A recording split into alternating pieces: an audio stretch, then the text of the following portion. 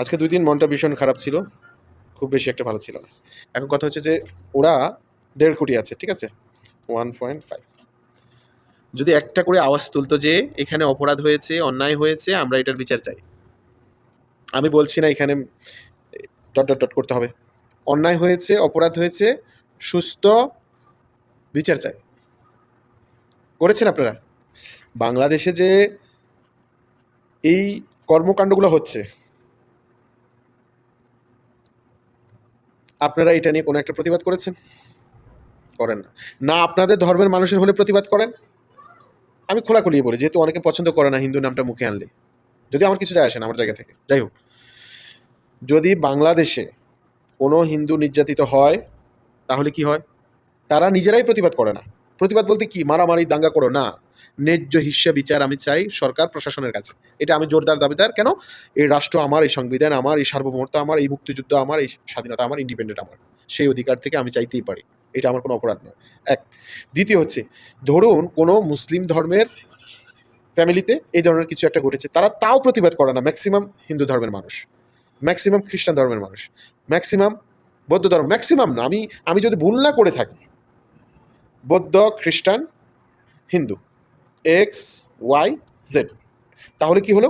এই যে এক্স যদি আমি হিন্দুকে ধরি, ওয়াই যদি বৌদ্ধকে ধরি, এক্স যদি জেড যদি আমি খ্রিস্টানকে ধরি, তো X, Y, Z. X Y, এই যে এক্স, ওয়াই, জেড, এই জেডের সংখ্যা কিন্তু যদি আমরা খ্রিস্টান ধরি কম, একেবারে লাস্টে। বৌদ্ধ যদি আমরা ওয়াই ধরি, ওয়াই মোটামুটি মিডলে। আর এক্স যদি আমরা ধরি, এক্সের পরিমাণ এই দুইটার পরিমাণের চাইতে অনেক বেশি।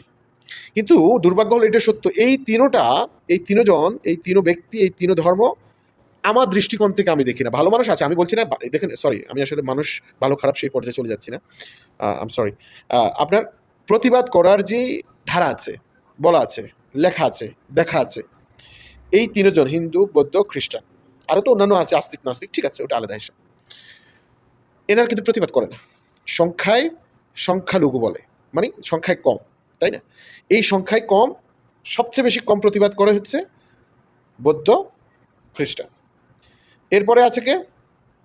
একেবারে ওয়ানে যদি আসি, মোটামুটি একটু ভালো প্রতিবাদ করে, সেটা হচ্ছে যে হিন্দু ধর্ম। এখন আমার কথা হচ্ছে যে তোমরা কেন এত নিচ্ছুপ হয়ে থাকো? তোমাদের কিছু হলেও তোমরা চুপ থাকো।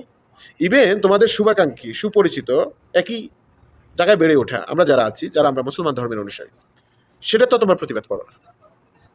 তাহলে তোমাদের কি অবধারিত, অনিবার্য, ওটা হতেই হয়।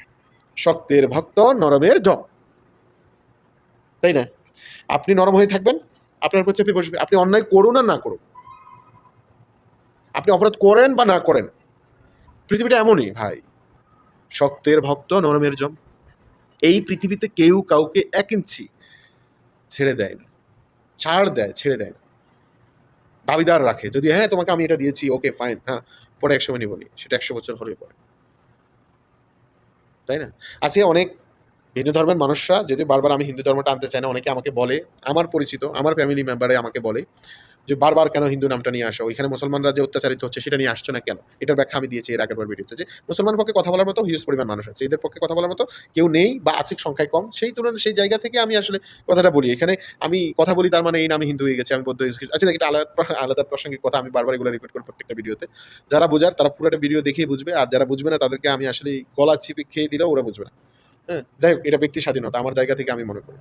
আমি তো কারো অন্যায় করছি না, অপরাধ করছি না, কারো পকেট থেকে টাকা নিচ্ছে, কাউকে মেরে, কাউকে উৎসাহ করছি না তুমি খুন করার, হাজারি করে টাকা থেকে, এটাও বলছি না আমি।